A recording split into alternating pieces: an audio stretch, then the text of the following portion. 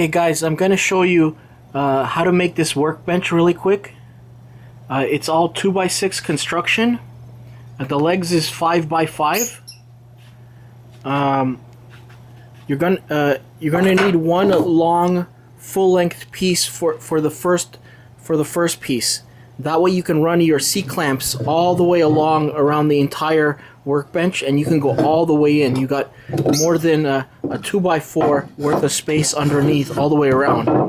And then on the edge here, you have this big overhang. You can put a vise on here really easily, mount it on. The other pieces, you can have two pieces. You don't need one long piece. I joined them right here in the middle, and I got a subframe underneath. Even the last one is two pieces, and I put a 2x4 underneath to join them. And it's just screwed together, and it's still going to be very strong. This is the last piece. You can still clamp onto that. If you have full-length pieces, you can use those. Will be easier.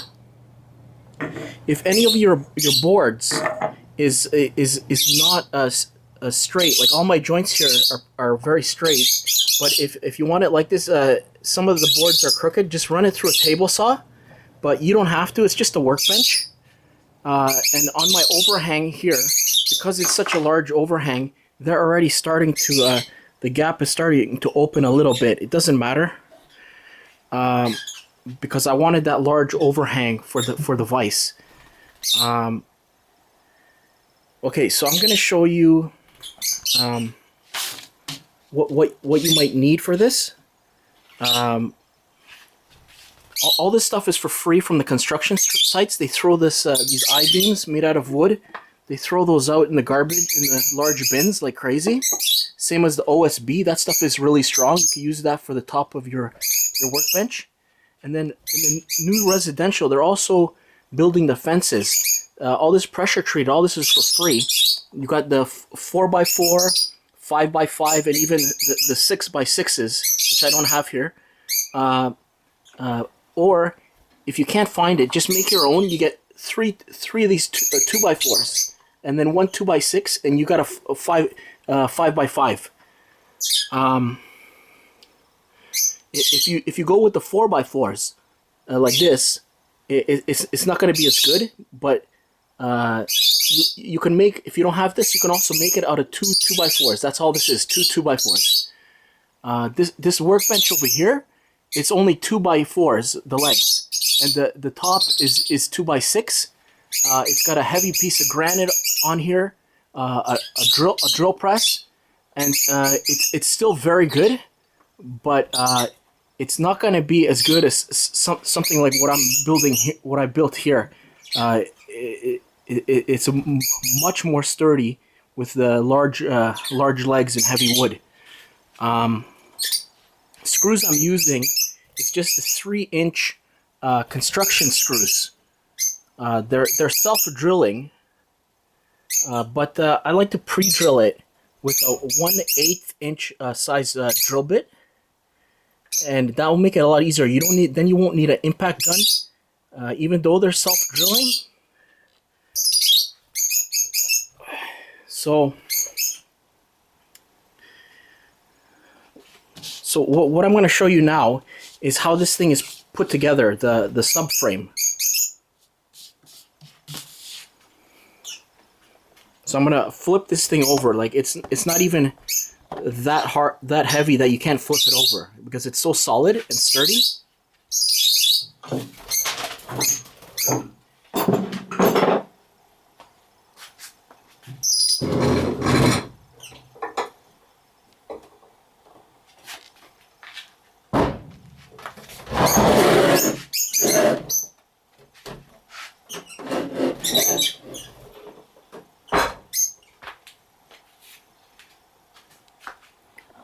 Right, so see that wasn't hard at all. So what I have for the subframe is two 2x6. It's all 2x6, and I have two of them because those are not full long pieces. So I got two of them over here, and all these legs, they're held on with one screw. That way you can take that one screw, which I have on this side. I have just one screw. When you take that out, you can just pull your leg out, and you can transport this thing anywhere you want. And to put the leg back in, just hammer it in. What I did is I made it very tight fit. That way it's gonna be it's gonna be very sturdy. So all I have is pieces of 2x6 jammed in here and then screwed in, and the 2x6 runs all the way around, so it's very solid. So you got your cross beam, and same as the other side. On this leg, I had too much of a crack inside the thing, so I just took an axe and chopped off. So it's still thick on the bottom here, but on the top it's starting to get more narrow. But it doesn't matter. Just make sure your 2x6s, they fit tight onto that, and it's going to be solid as a rock.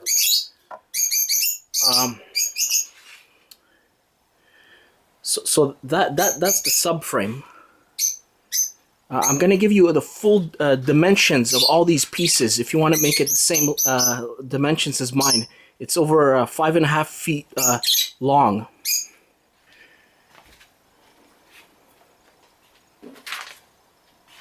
What you can do also is, which I started to do, is you can put a skirt around it, just how that workbench over there is. That's gonna make it more sturdy. But for this kind of heavy duty bench press, this is not even necessary. The only reason I put this on here is so I could put a shelf on the bottom. But this thing is so solid, it's absolutely not necessary. But you can do it if you want. Just because the way I built it, it's so the fit is so tight that there's no play in the legs. So